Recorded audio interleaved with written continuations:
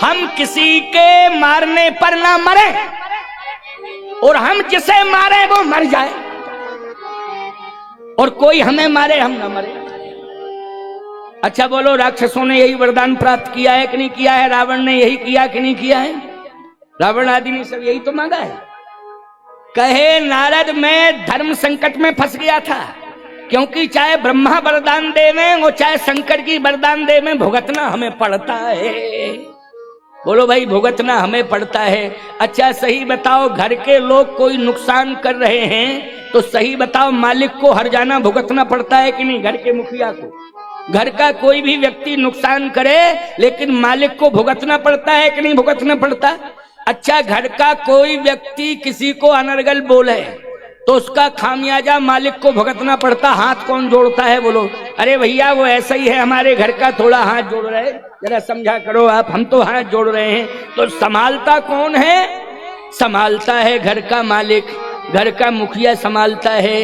इसलिए मैं कहता हूं कि कभी भी किसी को वचन दो तो पहले सोच लो, वचन दो तो सोच लो, कहीं ऐसा तो नहीं है कि हम वचन पूरा ना कर पावे तो हमारे घर का मुखिया धर्म संकट में फंस जावे। कि ऐसा हमारे खानदान में पैदा हुआ कि अपने मन से बोल देता है मैं ऐसा करूंगा वैसा करूंगा, लेकिन उसका खामियाजा मुझे भुगतना पड़ता है।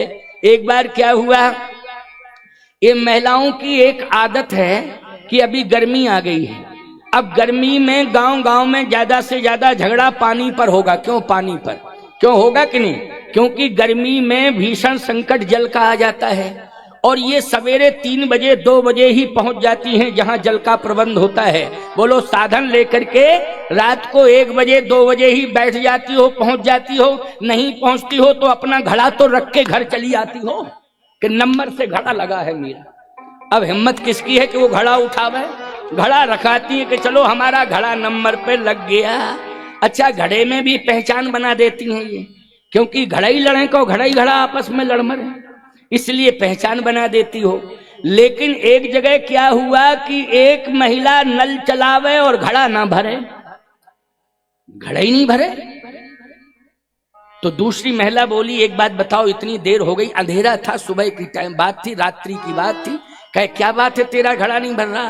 अब क्या भरे घड़ा? घड़ा था उल्टा, ओंधा रखा हुआ था उल्टा घड़ा, और चलावे नल। अच्छा एक बात बताओ, उल्टा घड़ा हो और नल चले, जिंदगी भर चलाओ, घड़े को भरना है क्या है?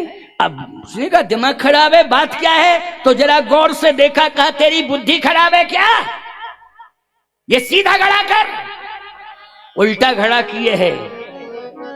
तो बगल वाली बोली उल्टी बुद्धि की है इसलिए उल्टा घड़ा किए, बुद्धि उल्टी है इसकी, तभी तो उल्टा घड़ा रख दिया। उसने कहा सीधा रख, चलो सीधा घड़ा रख दिया गया। अब क्या बताएं, देर ज्यादा हो गई तो एक महिला बोली थोड़ा हमें आधा ही घड़ा ले लेने दे पानी, क्योंकि हमें जल्दी जाना है।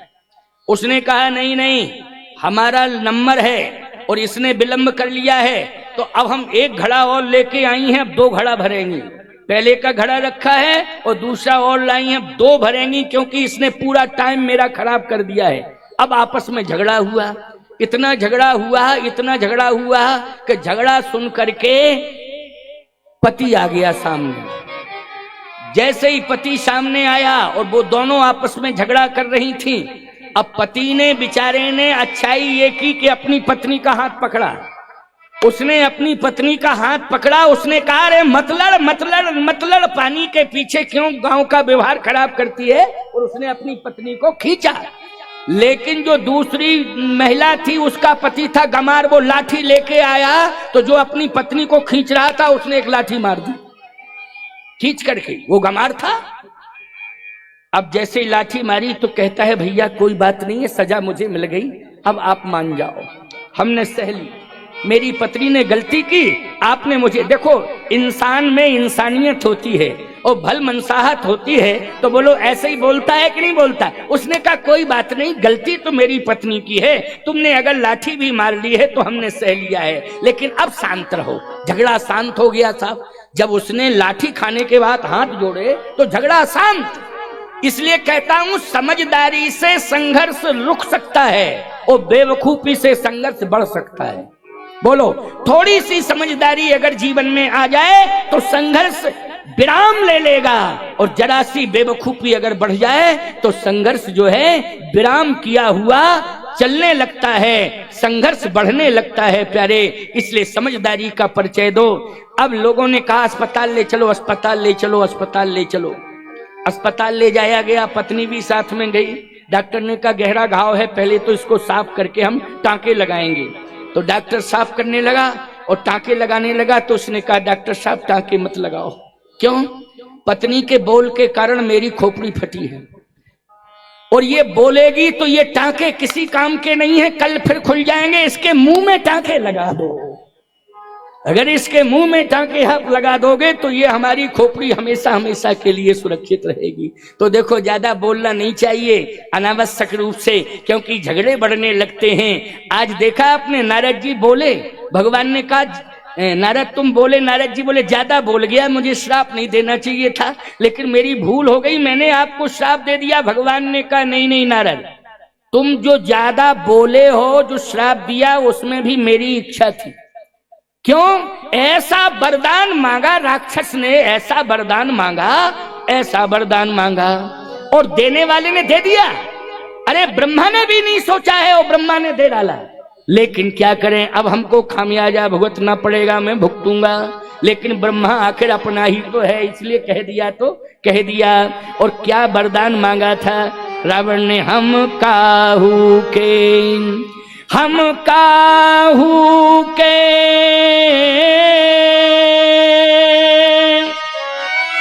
अरे मरही न मारे, ओ बानर मनुज जात दुई बारे। ब्रह्मा जी ने कहा नहीं नहीं, थोड़ी गुंजाइश तो दे दे भैया। तो रावण कहता है बंदर और मनुष्य, बंदर और मनुष्य, बस ये दो की हम चिंता नहीं करते। तो भगवान ने कहा कि मैं नारायण से, तुम्हारे श्राप के कारण नारायण से नर बनूंगा। क्या बनूंगा? नर बनूंगा। और मेरा सहयोग करने के लिए देवता बानर बनेंगे। तो बानर बनेंगे तो तुम्हारा श्राप काम आ जाएगा कि वैसे तो बानर नहीं बनते देवता, लेकिन तुम्हारे श्राप के कारण वो बानर बनेंगे। और जब बानर बनेंगे तो मैं नारायण से नर बनूंगा और देवता बानर बनेंगे, तो तुम्हारा श्राप वरदान बन जाएगा और मैं राक्षसों को मार डालूंगा। और जो राक्षसों का सबसे बड़ा पर्याय बन चुका आतंक का रावण, उसको मैं मारने में सफल हो जाऊंगा। इसलिए नारद जो है, तुमने श्राप दिया है वो मेरी इच्छा से दिया है। अब तुम्हें अगर ऐसा लग रहा है तो एक उपाय मैं बता रहा हूं। क्या? जपहु जाए शंकर सतनामा, हुई है हृदय तुरंत विश्राम। अच्छा, शंकर नामा, शंकर नामा का मतलब शंकर जी का नाम नहीं, शंकर जी जिसका नाम जपते हैं। अच्छा बोलो, शंकर जी किसका नाम जपते हैं? तुम पुनि राम राम दिन राती, तुम पुनि राम राम दिन राती, तुम पुनि राम राम दिन राती, तुम पुनि राम राम दिन राती, सादर जपहु अनंगिय राती। राम राम राम राम राम राम। बोलो भाई, राम राम जपने से ही दोष दूर होते हैं कि नहीं होते हैं? इसलिए हमेशा एक बात का नियम बनाओ। अगर ज्यादातर देखते हैं पति पत्नी में विवाद घर में होते हैं, तो अगर पत्नी ज्यादा बोल रही है तो पति यही कहे राम राम राम राम राम राम सीताराम सीताराम राम राम राम राम। आप कहो महाराज तेज स्वर में बोले तो तुम भी तेज स्वर में कर दो। ये तेज स्वर में बोले तुम कहो राम राम, और ज्यादा तेज कहें तो कहो राम राम, और ज्यादा तेज कहें राम राम। देखो ये मुस्कान आ जाएगी, ये इनका क्रोध भाग जाएगा, हंस पड़ेंगी। बोलो हंस पड़ेंगी कि नहीं? क्योंकि तुम तेज राम राम राम राम और सुर बढ़ाओगे, राम राम बोलो, मुस्कान आ जाएगी, कहीं आ जाएगी। विश्वास कर लेना, तुम कभी भी विश्वास करना। और हमारी बात याद कर लेना कि जगत गुरु जी आए थे चित्रकूट से, वो कह के गए थे झगड़ा समाप्त हो जाएगा। हम विश्वास मानना, हमारी ये राम नाम का प्रभाव है, ये राम नाम का प्रभाव है। इसलिए वाणी से गलत शब्द मत बोलना। और गलत शब्द जो है आग पैदा कर देते हैं, बोलो जला देते हैं, अस्तित्व समाप्त कर देते हैं। जलाने का मतलब है ये गलत स्वर जब निकलता है तो निश्चित रूप से आग झड़ने लगती है, और उसी आग में तुम्हारी पूरी इज्जत जो है जल के खाक हो जाती है, तुम्हारी प्रतिष्ठा जो है नष्ट हो जाती है। इसलिए राम राम राम राम राम राम राम राम बोला करो, राम राम राम राम राम राम जपा करो। ये राम नाम में बड़ी ताकत है, क्योंकि जहां राम राम मुख से लिया जाता है वहां पर जो है शीतलता की बरसात होने लगती है। वातावरण कैसा हो जाता है? शीतल हो जाता है, वहां शीतलता बरसने लगती है। प्यारे, ये राम नाम का प्रभाव है, ये राम नाम जपने का प्रभाव है। इसलिए जप हो जाए शंकर सतनामा, हुई है हृदय तुरत विश्राम। अब भगवान शंकर ने कहा पार्वती, नारद जी को भगवान ने वचन दिया, और नारद के कारण भगवान को फिर नारायण से नर बनना पड़ा, नर बनना पड़ा। तो पार्वती जी ने कहा महाराज नारायण से नर बनना पड़ा, लेकिन नर बनने के लिए स्थान कौन सा चुना? देखो, इसी धरती पर भगवान आता है, कहीं और जगह नहीं, इसी धरती पर आता है। और बुलाने में निश्चित रूप से तुम दोनों का योगदान रहता है, पति पत्नी का तुम्हारा ही योगदान रहता है, और किसी का नहीं, पति पत्नी का। याद रखना, ये प्रमाण है कि ऋषियों के कारण भगवान आए हैं।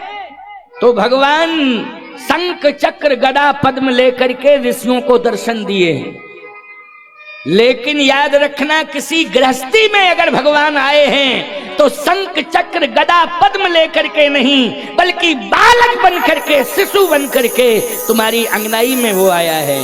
बोलो आया है कि नहीं? और शंख चक्र गदा पद्म लेकर के आया तो तुमने उसे स्वीकार नहीं किया है, तुमने स्वीकार नहीं किया उसको। याद रखना, ये मैं अयोध्या का प्रमाण दे रहा हूं। जब तुमने स्वीकार किया है उसे शर्त के साथ कि जय शिशु लीला अति प्रिय शीला, यह सुख परम अनूपा, तब स्वीकार किया। वो रूप स्वीकार नहीं किया, दिखरावा मात ही निज अद्भुत रूप अखंड, रोम रोम प्रतिलागे कोटि कोटि ब्रह्मांड। कौशल्या अम्मा ने कहा नहीं नहीं नहीं, ये रूप नहीं, बस इसको तो छिपाइए आप। फिर अगर मेरे यहाँ रहना है, आना है तो कीजिए शिशु लीला, शिशु लीला करनी पड़ेगी। तो देखो भाई, तुम्हारे कारण भगवान आता है। ऐसा गृहस्थी का वातावरण होना चाहिए, पति पत्नी का वातावरण परिवार में होना चाहिए कि परमात्मा जो है आ जाए और अपनी शिशु लीला करे, शिशु लीला। क्योंकि शिशु लीला सरल होती है।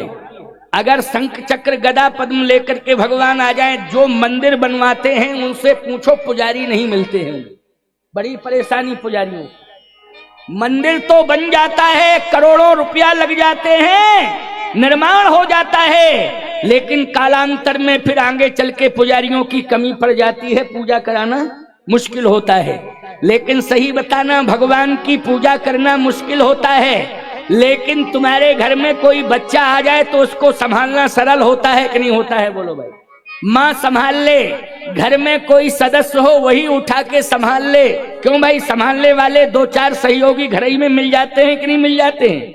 इसलिए आज महारानी कौशल्या ने कहा है कि आपको इस शंख चक्र गदा पद्म के भेष में मैं नहीं संभाल पाऊंगी, यदि आना चाहते हो तो शिशु बन करके आओ, मैं संभाल लूंगी।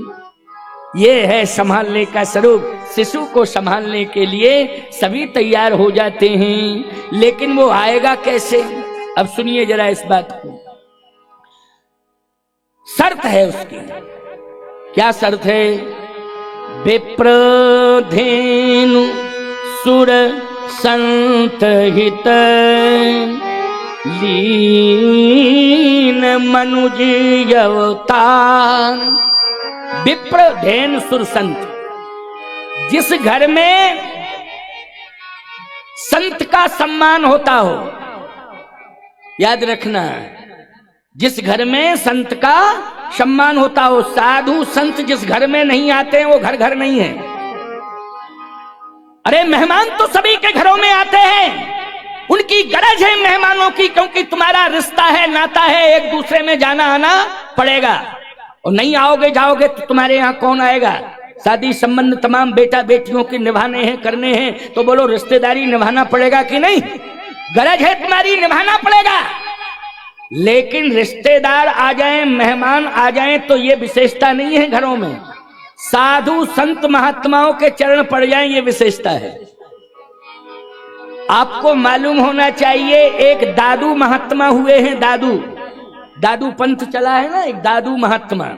वो महात्मा दादू जी ऐसे हुए हैं कि वो जब तक साधु नहीं आ जाता था और जलपान भोजन नहीं करा देते थे, तब तक जल ग्रहण नहीं करते थे दादू जी।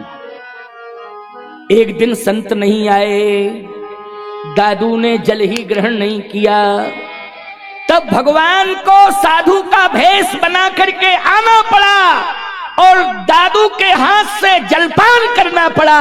अंत में दादू को भगवान का दर्शन हो गया। प्यारे, भगवान का दर्शन हो गया। भक्तमाल की कथा है। भगवान को स्वयं, क्योंकि साधु नहीं आए, कहीं यज्ञ हो रहा था, 5121 कुंडी वहीं चले गए, सब साधु चले गए। अब दादू ने कहा कोई आ ही नहीं रहा है, कहे यज्ञ में सब चले गए हैं। भगवान ने कहा चलो हम तुम्हारे यहाँ आ रहे हैं, साधु बन करके आ रहे हैं। तो भगवान किस भेष में आए? दादू के यहाँ साधु के भेष में आए।